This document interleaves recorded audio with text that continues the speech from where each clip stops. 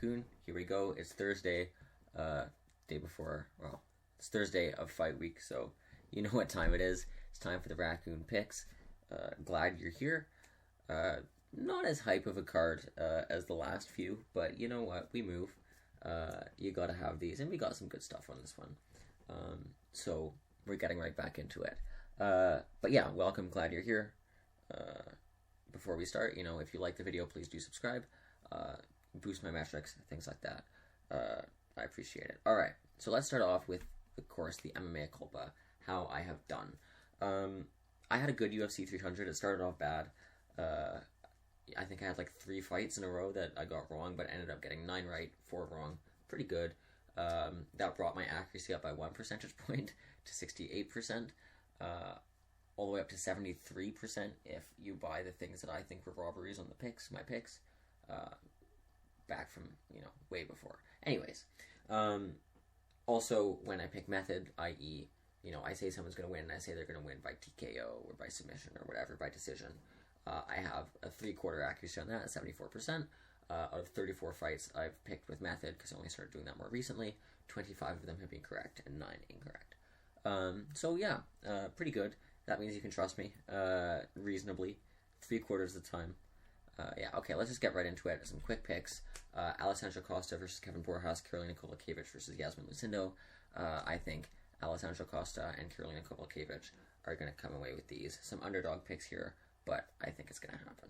Okay, I'm just sticking with the main card today because, again, it's not, there are some sort of techie fights, but I don't really want to put into, all the time and research I need to do for a bunch of fights that, the more casual fan base doesn't care about as much because I want my clicks and I want my audience retention, right?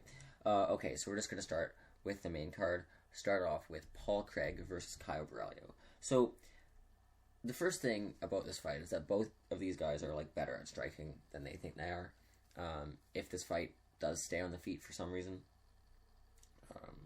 then either of them can find success there. Paul Craig, especially, I like his jab a lot. But then this is kind of a fun fight because, Caio Barello is more of a wrestler. He likes his top position, whereas Paul Craig likes to be off his back, right? He's got those, fun submissions over Jamal Hill off of his back, and Magomed Ankalaev off of his back, right?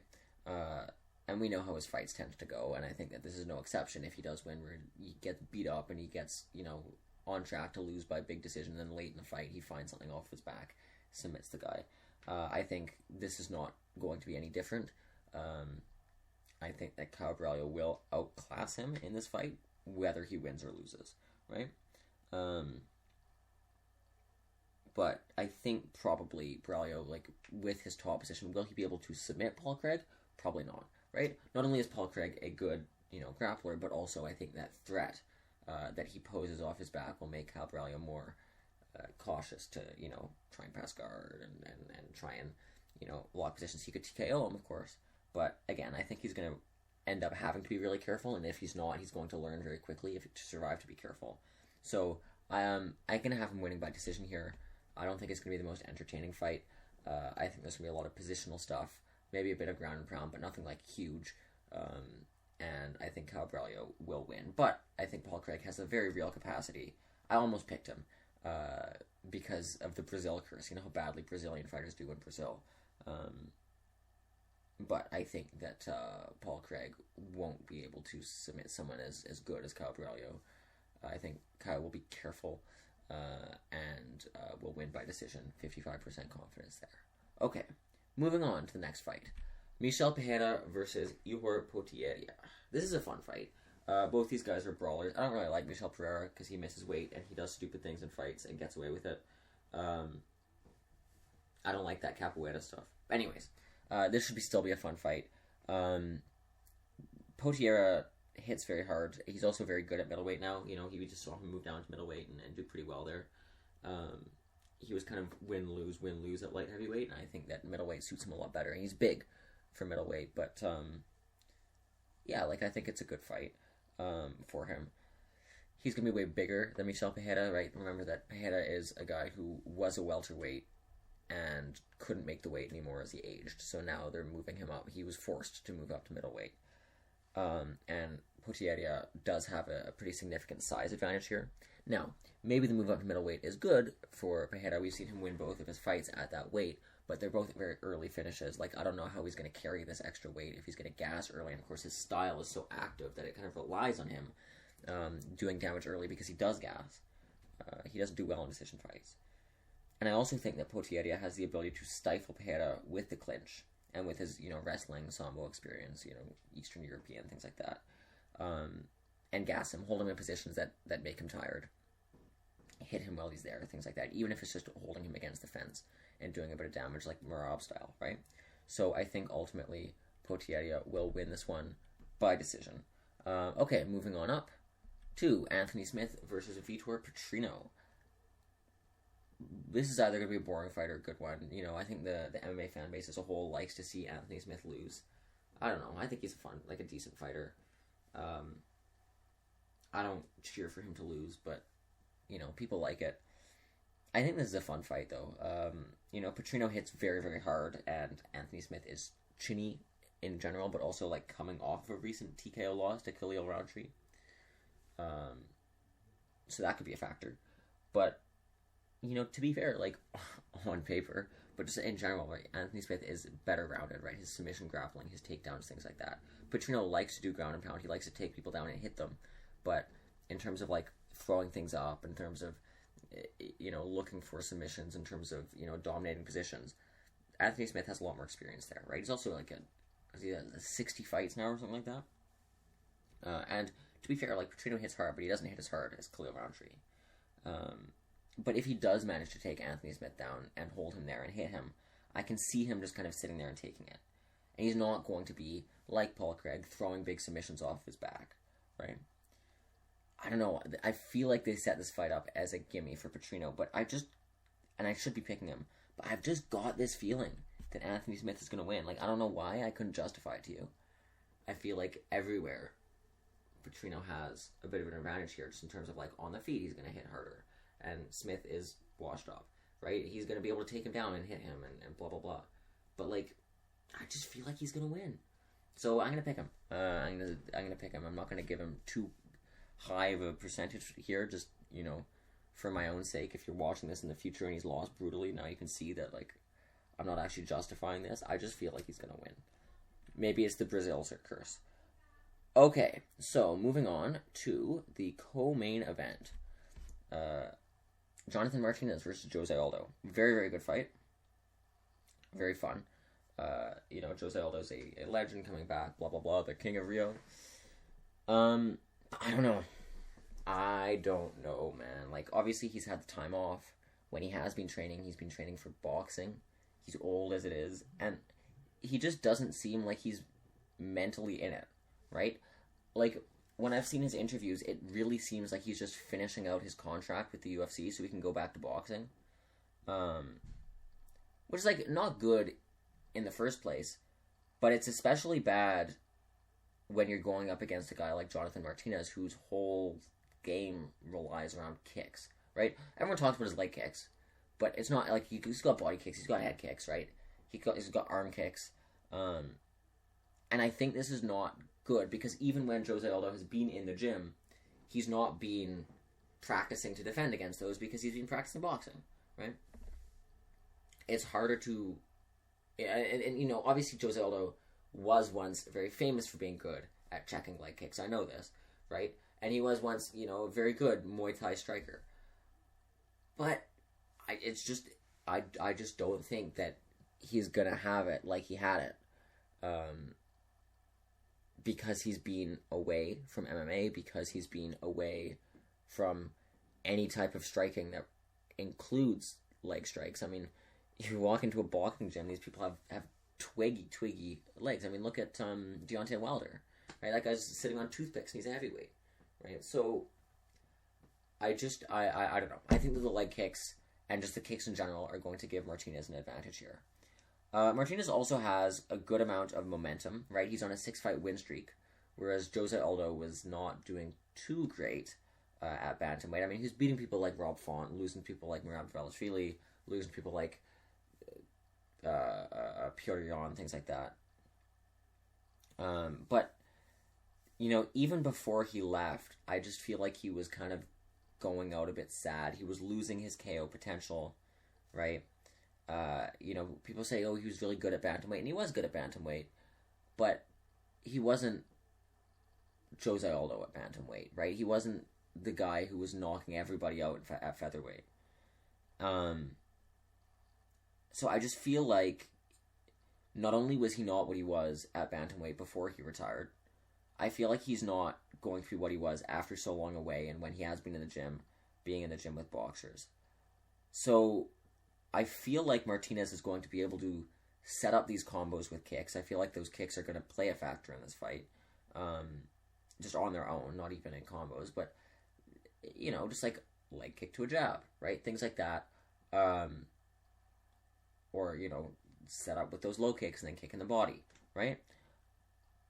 I feel like this is going to be a big advantage for Martinez that Aldo is just not actually going to be able to deal with like he used to be able to.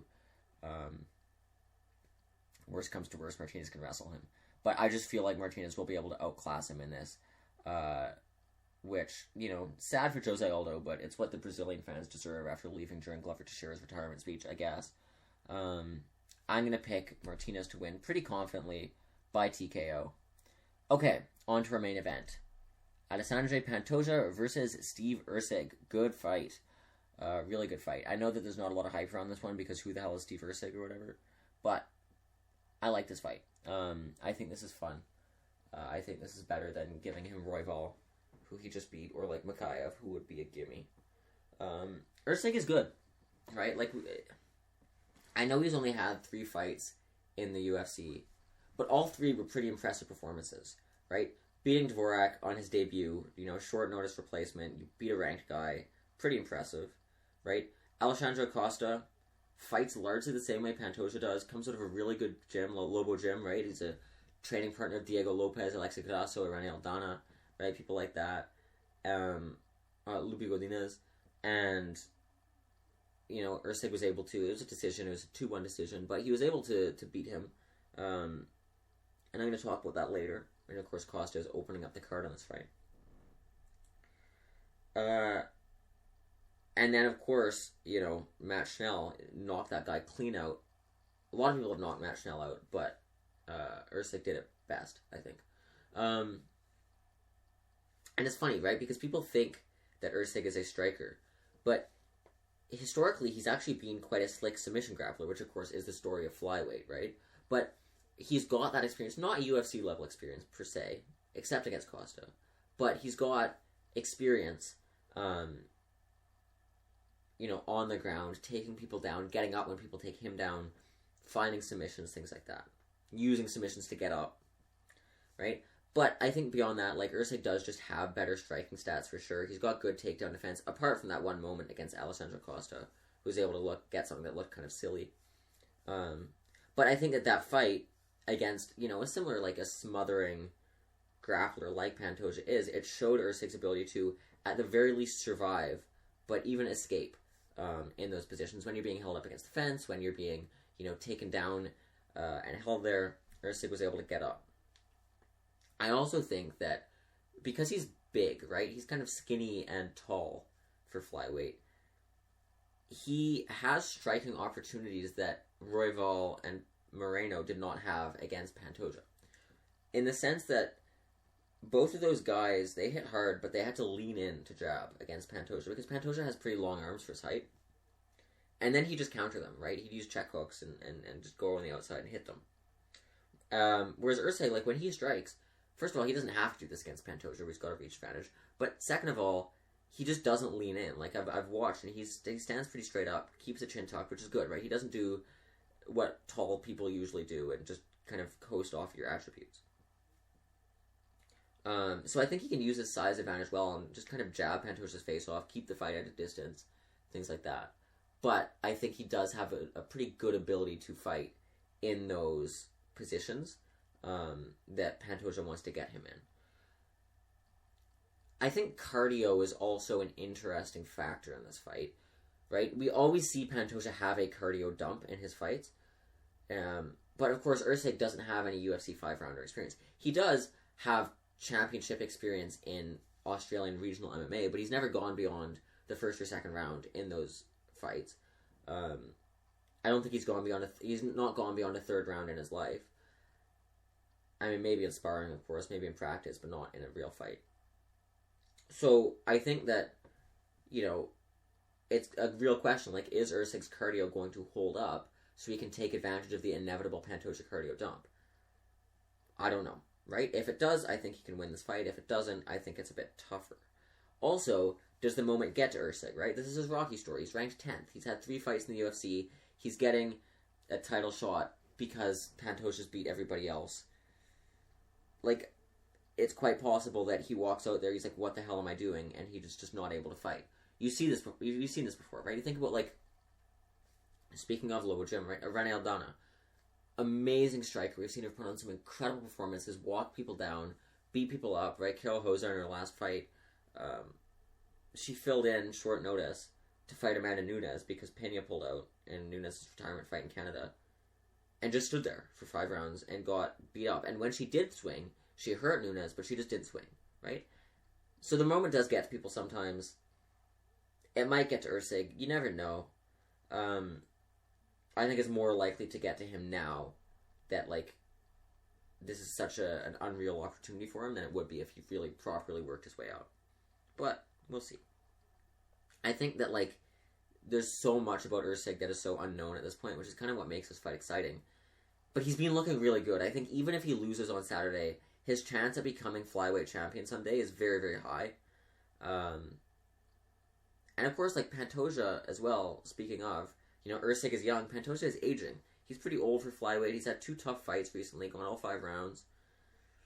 Like, we'll see. I think Erceg can pick him apart, press him with the wrestling, and when that doesn't work, and he can defend against Pantoja's own attempts to do the same as long as his cardio holds up. I do have Erceg winning this one by decision. I think there's going to be a lot of decisions in this fight, or in this fight card. But we'll see, right? I'm not too confident in this one just because we don't know too much about Erceg. And I'm really looking forward to this fight because of that. So, thank you all very much for watching. I appreciate it. Again, if you like the video, do like it. If you really like it, please subscribe. If you think that everything I said was stupid, then comment and let me know. I want that engagement. And yeah, again, thank you very much for watching. I'll be back soon. Hopefully I can get a video out about something before the next, before Makhachev versus Potier. But I'll see you around. And yeah, thank you guys so much, and I'll see you in the next one.